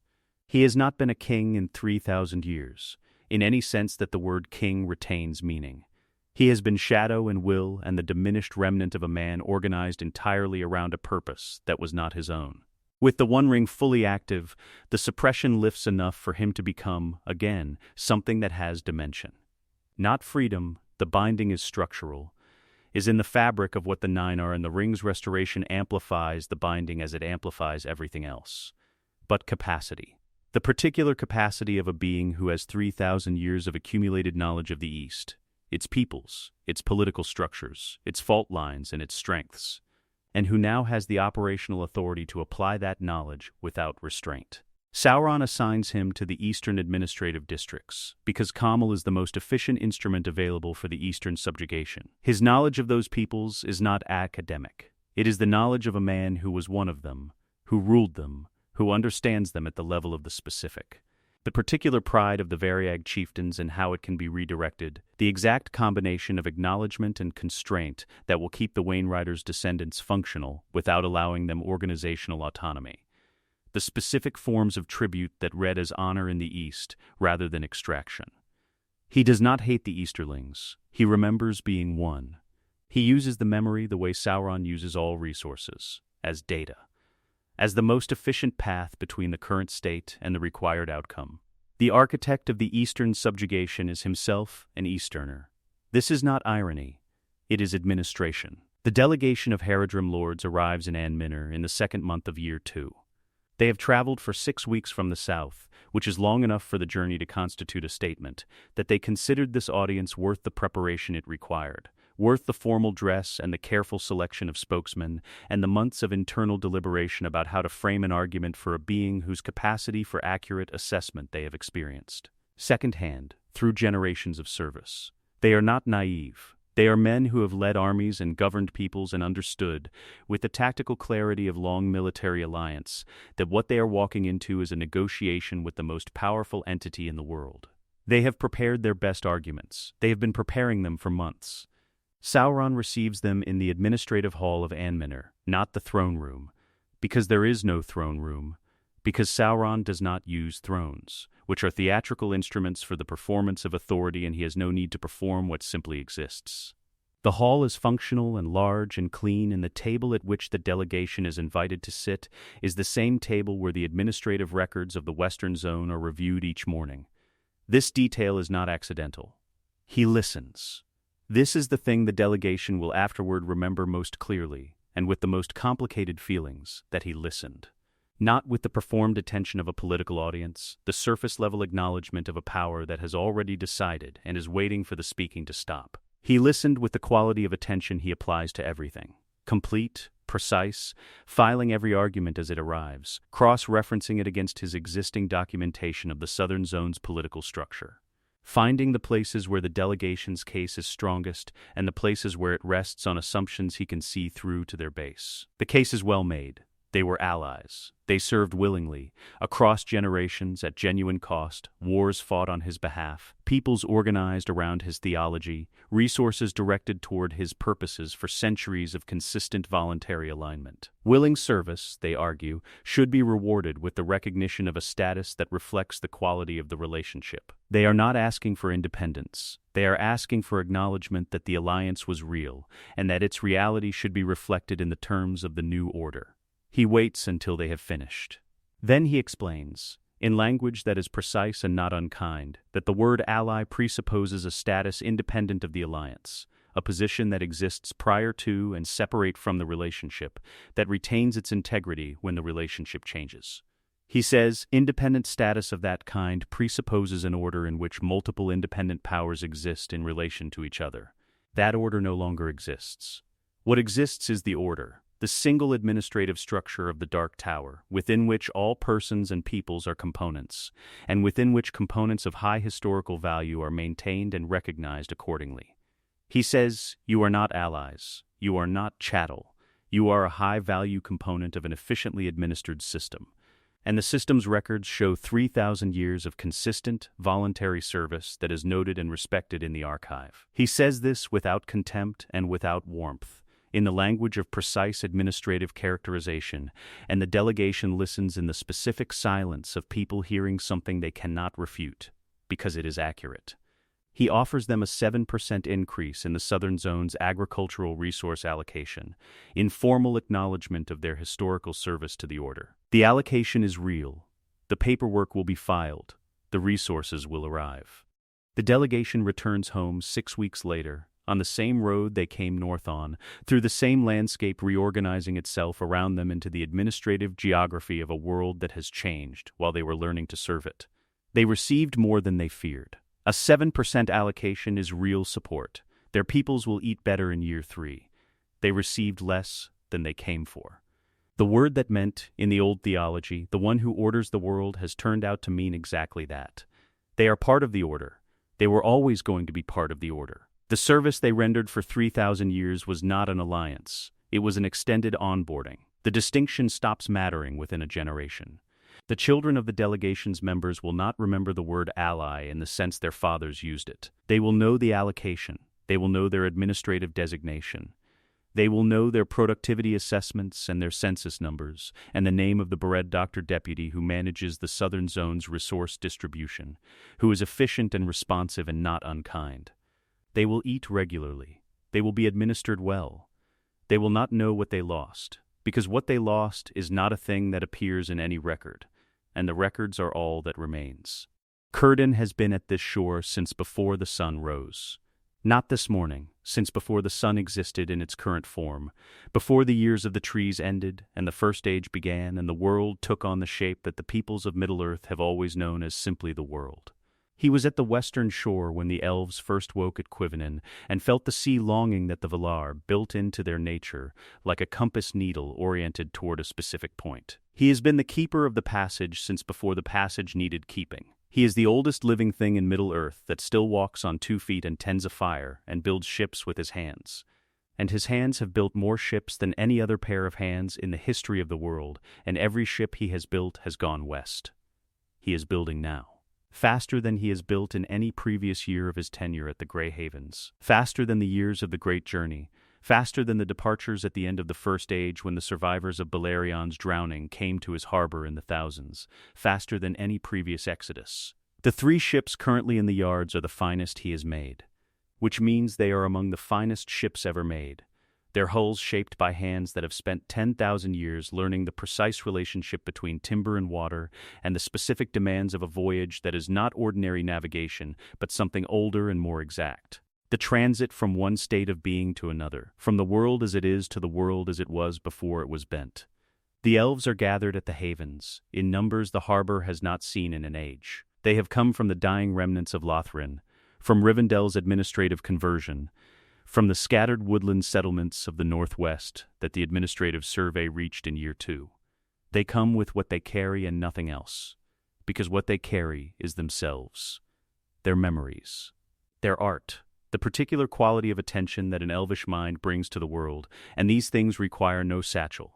They wait at the harbor with the patient, absolute patience of a people for whom waiting has never been the difficult part. The difficult part is the waiting having an end. Círdan knows Sauron is coming the way he knows weather, not from a specific sign but from the accumulated reading of 10,000 years of attention to the world's texture, the way the air feels before a change that has already been decided in some higher system and is simply working its way down to the surface. He has felt it since year 3, a particular quality in the western wind. A subtle wrongness in the current patterns off the harbor mouth, the sense of a very large, very precise will turning its attention in this direction. He builds faster. He finishes the first ship in the 3rd month of year 3, the 2nd in the 7th, the 3rd, which is the best, in the 2nd month of year 4. The elves board in year 4's early spring. The first sailing is scheduled. The 2nd, the 3rd 3 voyages that will take the last significant population of elves remaining in Middle-earth to the shores of Valinor, to the Undying Lands, to the place that exists in their nature the way north exists in a compass, the orientation that everything else is measured against. Círdan stands at the harbor's edge on the morning the first sailing is to begin. The sky is clear. The sea is the particular dark blue of deep water in early spring, and the wind is off the land, which is the correct wind for a westward departure. And the ships are loaded, and the elves are aboard, and the moment has the quality of a long-held breath about to be released. He looks at the water. Something is wrong with it. Not wrong in the way of storm or current irregularity. He has read those patterns for 10,000 years, and they are as familiar as breath. Wrong in a deeper register. A wrongness in the mathematics of the water, in the relationship between the surface of the sea and the older topology underneath it that the straight road runs along. The alignment that the passage requires, the specific convergence of current and wind, and the older navigational truth beneath both, is not there. Not blocked. Not locked. Simply absent. The numbers that should produce the alignment are correct individually and wrong in their combination, the way a key that is perfectly made will not open a lock if the lock's interior has been subtly, precisely rearranged. He stands at the harbor's edge for a long time. He does not signal the ships to proceed. He does not explain. He waits, because he is 10,000 years old, and waiting is what you do when you are not yet certain of what you are seeing, and then he becomes certain. And the certainty is the worst thing he has ever known with his eyes open. Sauron arrives at the Grey Havens on the morning of the 2nd day. He comes alone, which is by now the expected form. The armies hold their position beyond the Haven's approach road, under instruction, while their master walks the last mile on a harbor road that has been walked by elves departing the world for 10,000 years.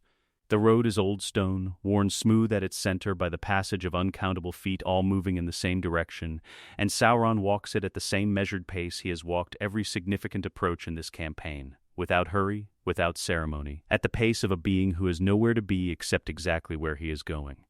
He stops at the harbor's edge, 10 feet from Cadawn. He looks at the sea, then at the ships, then at the elves aboard the ships, standing at the rails in the still morning air, watching him with the specific expression of a people who have spent their entire existence preparing for departure, and are watching the departure be made impossible.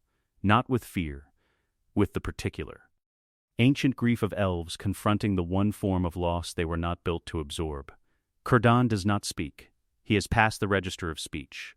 He looks at Sauron with eyes that are older than Sauron's presence in Middle-earth, older than the wars of Beleriand, older than the making of the Silmarils, eyes that have seen the world in its first age when it was new and terrible and full of a beauty that has been slowly, age by age, diminished to what it is now, and which have registered every diminishment with the complete, permanent attention of a being for whom nothing is forgotten and nothing becomes easier to bear with repetition. Sauron reaches through the One Ring. He does not reach toward the ships. He does not reach toward the elves. He reaches toward the oldest mechanism in the architecture of the world, the straight road itself, the navigational exception that Ilúvatar built into the changed world after the Akalapth, the provision by which the elves retained their passage home when the world was bent, and the way to Valinor removed from ordinary navigation. He cannot close it. He knows this with precision. The straight road was made by a will that exists above his authority, in the register of Ilúvatar's direct action rather than the action of the Ainur, and what Ilúvatar makes directly cannot be unmade by what Ilúvatar made. He does not try to close it. He studies it instead, the physical requirements of the passage, the specific relationships between the world's surface and the deeper topology, the exact currents and winds and navigational alignments that a ship must find in order to access the road. The road is real and present. The physical world that a ship must move through to reach it is also real. He reaches into the currents of the sundering sea with the ring's mastery of physical making and binding, and he turns them. Not blocks, redirects. The current patterns shift by fractions. The wind relationships change at the level below what any captain could detect by sail and instrument. The mathematical alignment that produces the passage ceases to be producible by any arrangement of wind and current and navigational position available in the physical sea. The road is there. The sea will not carry them to it. He lowers his hand. He looks at Círdan once more, the same look he gave Galadriel in the dying wood, Denethor at the window, Gandalf on the cobblestones, the complete neutral recognition of one being for another. He nods once in acknowledgement of something that does not require naming between them. Then he turns and walks back up the harbor road, at the same measured pace toward the armies waiting at its end. Círdan stands at the water's edge. He stands there for a long time after the sound of Sauron's footsteps has gone. The sea moves against the dock pilings with the sound it has always made, the same rhythm, the same cold mineral smell, the same dark blue of deep water that he has stood before on 10,000 mornings. The ships ride at anchor 20 yards from the dock, perfectly still in the windless harbor, their hulls the finest timber his hands have ever shaped, their rigging set and ready. The elves at the rails do not move. They are watching him. He feels the wrongness in the water with senses that are as old as the world's current shape. He does not need to attempt the passage to know it cannot be made. He knows it the way he knows the shape of the ships he builds, from the inside, from the complete embodied understanding of a craftsman who has spent his entire existence in relationship with the thing he is reading. He turns away from the harbor. He has faced this direction, seaward, westward, toward the straight road and the shores beyond it, for 10,000 years. The turning is a physical act that his body has not performed in that direction in living memory, and his body registers it the way a compass needle registers being moved away from north, as a wrongness that the instrument is not designed to accommodate. He walks back toward the havens. His footsteps on the old road are the same footsteps they have always been, the same weight, the same measured pace. He does not weep. He is too old for that particular form, the way stone is too old for the expressions of young grief. He walks back into a world he has outlasted, a world that is on its fourth age and still going, a world that has taken everything from him in sequence over 10,000 years, and which he has nonetheless never left, because the leaving required a door that is now unreachable. He is the last. He will remain the last. Behind him, the sea moves against the dock pilings. The ships ride at anchor in the still water, going nowhere. The straight road runs beneath the waves in the older topology of the world, exactly where it has always been, carrying no one. The door is there. He cannot reach it. He walks on. The first productivity report of Year 10 arrives before dawn. This is standard. The administrative calendar of the order runs on a schedule precise enough that the couriers who carry the provincial dispatches to the capital have learned to calibrate their writing to arrive at the sorting office in the pre-dawn hour, not because they were instructed to, but because the system, over 10 years of operation, has self-organized around the preference of the one who reads the reports first. Sauron reads them at dawn. The couriers arrive before it. The system has learned his rhythms the way water learns the shape of its channel, without instruction, by the accumulated pressure of a consistent force. He sits not at a throne, but at a desk. This is the detail that the provincial administrators who are granted audience in Anminor find most disorienting. More than his physical presence, more than the weight of the ring on his finger, more than the specific quality of the air in the upper rooms of the administrative center that has never been adequately described by anyone who has breathed it. The desk. A working surface of dark stone, its top worn smooth at the edges by 10 years of use, covered in the organized density of a mind that processes more information before dawn than most administrations process in a month, dispatches from the 9 provincial lords, yield assessments from the zone agronomists, infrastructure reports from the road and waterway authorities, the weekly intelligence summary from the Internal Monitoring Corps, the cultural output indices from the Heritage Documentation Project. He reads everything. He misses nothing. His decisions, when they come, are correct with a consistency that his subordinates have stopped remarking on, because consistency is the baseline expectation, and the baseline has held for 10 years without significant deviation. The Witch King's report arrives first. As it always does, the Northern Zone's administration is the most complex in the order, managing the highest diversity of incorporated peoples across the greatest geographic range. And the Witch King runs it with the military precision of a commander who has spent 3,000 years learning that the most durable control is the kind that requires no enforcement, because the structure makes resistance impractical. His report this week flags the Hobbit population's cultural output decline, a measurable reduction in creative production across the Sub-District 7 Heritage Documentation Project, now entering its 4th consecutive year of decrease. He recommends a policy adjustment. Sauron reads the recommendation. He cross-references it against 4 years of cultural output data from the Western Zone, against the sociological projection models developed in Year 6, against the historical precedent of incorporated populations in Years 1 through 3. The data is consistent. Cultural output decline in the 3rd through 5th years post-incorporation is standard, a predictable consequence of the reorganization of daily life around assigned function rather than voluntary creative impulse, which reduces the available energy for non-assigned production. The projections show stabilization in Year 11, modest recovery in Year 12, and a new equilibrium in Year 13 at approximately 34% of pre-incorporation output levels. He declines the recommendation. The decline is expected and self-resolving. The flag is archived. He moves on.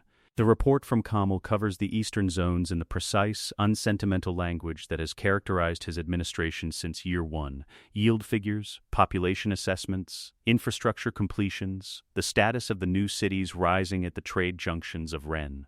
The numbers are good. They have been good for 7 years. The East, which was always Sauron's most efficiently converted territory, has become under Kamal's administration the highest yielding zone in the order. The combination of Kamal's intimate knowledge of its peoples and the administrative framework's structural pressure producing results that the pre-order economy of the East never achieved in 3,000 years of independent operation. He notes this in the record. He notes it without satisfaction, which would imply surprise. He notes it as confirmation. The remaining 7 reports follow in sequence. The Maritime Command, the Sundering Sea's western shipping lanes now fully operational, the Grey Havens repurposed as the Order's primary western port. The Agricultural Management Authority Year 10 yield projections exceeding Year 9 actuals by 4.2%. The Resource Extraction Directorate, the Moria Reclamation Project on schedule for Year 12 completion. Internal intelligence, no significant resistance activity reported for the 31st consecutive month. Cultural assimilation, the second generation of incorporated youth in the former Rohan territories, showing full administrative integration, the old language of the Mark now classified as a heritage dialect for archival preservation. Western governance, the former Gondor territories at maximum administrative efficiency. Financial administration of the new order, the continental economy in year 10 is the largest and most stable economic system in the history of Middle-earth by every available metric. He reads all of it. He files his responses. The responses go out with the dawn couriers, and by mid-morning the provincial offices across the continent will have their instructions for the week. And the instructions will be implemented with the efficiency of a system that has had 10 years to learn its own operation. The work is never finished. The work does not need to be finished. It needs only to continue. Below the administrative center, in the documentation archive of the Cultural Heritage Project, a lamp is lit before dawn. Frodo Baggins has been arriving before dawn for 7 years. Not because his assignment requires it. The archive opens at the second hour, and his productivity assessments are consistently above the zone average, regardless of when he arrives. He arrives early because the early hour is the only time the archive is empty. And the empty archive is the only place in An Minor where he can sit in complete quiet and write things that are not in his assignment. He does not write them in the official record. He writes them in a notebook. The third notebook, the first two having been filled in years 6 and 8, that he keeps in the inner pocket of his coat, against his chest, where it is warm. The notebook contains everything that the official record does not. The specific quality of the light in the Shire in October, which is different from the light anywhere else in the world, and which he has not seen in 9 years, but which he can reconstruct from memory with an accuracy that surprises him each time he tries. The sound of the party tree in wind. The exact smell of his uncle's kitchen on winter mornings. The way certain roads in the West Farthing felt under bare feet in summer. The specific temperature of the packed earth, the particular resistance of it. He writes these things in the early morning in the empty archive because they exist nowhere else, and if he does not write them, they will exist nowhere at all. And the existence of things is something he has thought about, in these 9 years of documentation, more than any other subject. What it means for a thing to exist in the record. What it means for a thing to exist in memory. What the difference is. Whether the difference matters and who it matters to, and whether the fact of it mattering means anything in a world where the official record is the only record that has administrative standing. He does not know the answers. He writes the things down anyway. The courtyard of An Minor at dawn.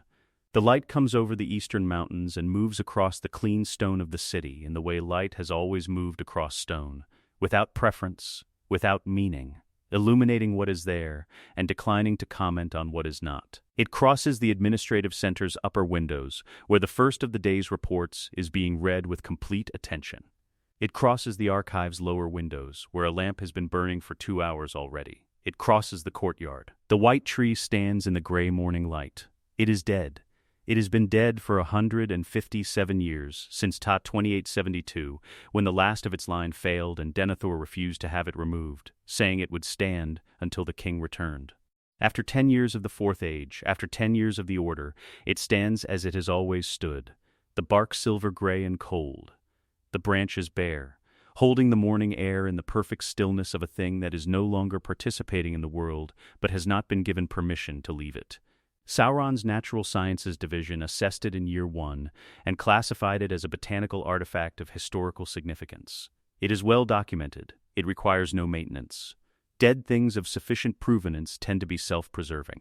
He has thought about compelling it, restoring growth from the dead wood, forcing from its ancient lineage the flowering that its provenance, rooted in the light of Valinor, might theoretically still support. The thought arose in year 4 and was processed with the same precision he applies to every decision. The ring's power over growing things is real, and could, theoretically, reach into the deep ancestry of a tree whose lineage predates the bending of the world and draw something living back through it. He declined. The reasoning is exact. The tree does not bloom because the thing the tree blooms for is absent from the world. The line of kings is an administrative archive. The king who does not come because he died in a comfortable tower by a river, his name filed under historical significance, his line ended in paperwork. To force the tree into flower would be to introduce false data into the record. He does not produce false data. The record must be accurate. The tree stands in the clean courtyard in the gray morning light, bare and silver-gray, and in permanent, absolute silence. Around it, the most organized civilization in the history of Middle-earth continues to process itself toward year 11. Below it, in the archive, a lamp burns over a notebook that is not in the official record. Above it, at the highest window, a mind of perfect retention processes the world it has built with the attention it has always given everything, complete, exact, and entirely, without the capacity to understand what it cannot measure. The fourth age is the age of the machine. Peace has been achieved through the extinction of the things that made it worth wanting. The record stands. The world turns. The tree does not bloom.